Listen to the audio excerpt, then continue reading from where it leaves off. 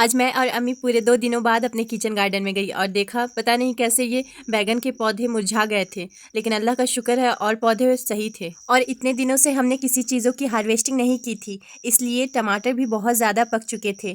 फिर क्या, अम्मी हार्वेस्टिंग कर रही थी, फिर मैंने भी अंदर के साइड के टमाटरों की हार्वेस्टिंग की। एक शॉर्ट वीडियो मैंने अपलोड किया था हार्वेस्टिंग की, तो वीडियोज़ को आप लोगों ने बहुत पसंद किया था, इसलिए आज किचन गार्डन से लेकर किचन तक की वीडियो शूट कर ली मैंने। और ये साहिब से भी एक ही पौधे में इतने सारे होते हैं कि मत पूछो। इनकी भी हार्वेस्टिंग कुछ दिनों से हमने नहीं की थी, तो जितने की जरूरत थी उतने की हार्वेस्टिंग की और कुछ को और दिनों के लिए किचन गार्डन में ही छोड़ दिया। और धूप की वजह से हिबिस्कस बहुत जल्दी मुरझा कर गिर जाते हैं, तो उन्हें भी तोड़कर धूप में मैं सुखा दूंगी और ये कोई ना कोई काम में आ ही जाएगा। इस बार तो बोला जा रहा था आम होंगे ही नहीं, लेकिन अल्हम्दुलिल्लाह इतने सारे मंजर पेड़ों में आए हैं कि पत्तों से ज्यादा तो मंजर ही नजर आ रहे हैं। और भी हमारे यहाँ पेड़ पौधे बहुत सारे हैं। अगर से आप लोगों को ये वीडियोस अच्छी लगेगी तो मैं वो भी अपलोड करूंगी जरूर। किचन गार्डन के सारे काम खत्म करके मैं और भाई सब्जियां लेने मार्केट गए थे। अब इतने सारी सब्जियां क्या हम करेंगे वो अगले वीडियो में बताऊंगी। आज कुछ ज्यादा ही तेज धूप था तो कहीं जाने का मन भी नहीं किया, तो हम सीधे घर ही आ गए। घर आकर सबसे पहले कुरान शरीफ पढ़ने लगी,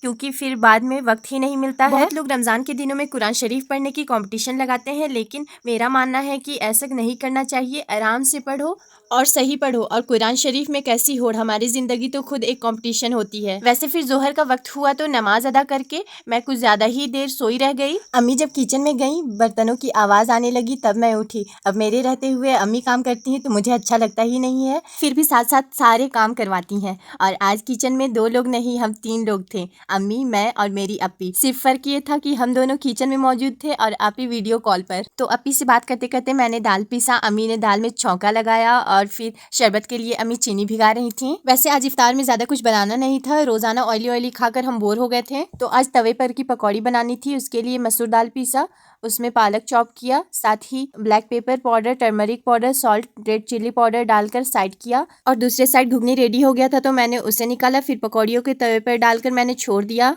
मैं लगी टमाटर चॉप करने में और पकौड़ियों का काम अम्मी ने हैंडल किया। और मैं कोई भी चीज़ बनाती हूँ तो सबसे मज़ा आता है मुझे डेकोरेट करने में। फिर ऑरेंज छिलकर प्लेट में सेट किया, ऐसे दस्तरखान पर रख देने से कोई खाता ही नहीं है। ऑरेंज के जो छिलके होते हैं मैं उन्हें एक जगह जमा कर रही हूँ, जब उसे यूज़ करूँगी तो आप लोगों के साथ ज़रूर शेयर करूँगी। साथ ही कल का पास्ता बचा हुआ था, उसे भी फ्रीज से निकाल के रखा। और कल का ही छिलका रोटी का बैटर बचा हुआ था, उसका तो कुछ ज़्यादा ही लिक्विड बैटर था, उसमें मटर पीस कर शामिल किया तो कुछ गाढ़ा हो गया। और साथ ही जीरा और नमक डालकर मिक्स किया। मैंने सारा चीज रेडी कर दिया था तो अम्मी फ्राई करने में लग गई और असर का भी वक्त हो गया था, तो मैंने नमाज अदा करके अल्लाह से ढेर सारी दुआ मांगे और बहुत सारे शुक्र अदा किया। फिर थोड़ी देर बाद मगरिब का भी वक्त हो गया, तो शरबत वगैरह बनाकर मैंने दस्तरखान पर सारा इफ्तार लगाया। आज वैसे ज्यादा कुछ बना नहीं था, फिर भी अल्लाह का शुक्र है सारा दस्तरखान भर गया था। रोजा खोल के आराम से कस्टर्ड बचा हुआ था, फ्रीज में रखा हुआ था बहुत दिनों से, तो मैंने उसे एंजॉय किया और नमाज पढ़ के फिर बर्तन धोने में लग गई। और रमजान के दिनों में इफ्तार के बाद बर्तन इतना ज्यादा हो जाता है, फिर तो हम लड़कियों का अल्लाह ही मालिक है, जो हाल मेरा है शायद हर लड़कियों का भी ये हाल होगा। इफ्तार बनाते बनाते सारा किचन इधर से उधर हो जाता है, तो सारे किचन को समेट कर स्लैब अच्छे से क्लीन किया। अगर अभी क्लीन नहीं करूंगी तो फिर शहरी के वक्त कुछ बनाने का मन ही नहीं करता है। आज का पूरा दिन बहुत अच्छा गुजरा, अल्लाह का बहुत शुक्र अदा किया। और वीडियोस अच्छी लगी हो तो लाइक और चैनल को सब्सक्राइब करना। बाय, अल्लाह हाफिज।